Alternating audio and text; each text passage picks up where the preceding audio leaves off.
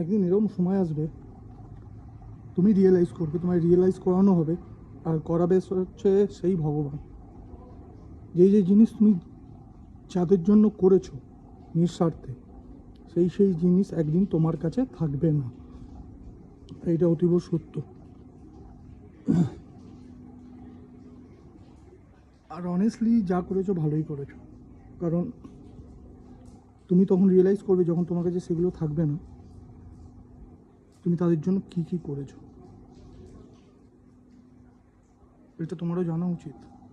আজকে আমি জানছি, খারাপ জিনিস না, এক্সপিরিয়েন্স খুব খারাপ না, খুব ভালো। ঘুরে তো দাঁড়াবো, এটাও জেনে নিলাম ভগবান যা করে ভালোর জন্যই করে। অন্যকে স্পেশাল বলার আগে নিজেকে বলো তুমি স্পেশাল, কারণ তুমি এগুলো রিয়েলাইজ করবে একদিন যে সত্যি তুমি এত কিছু করেছিলে না চাওয়াতে।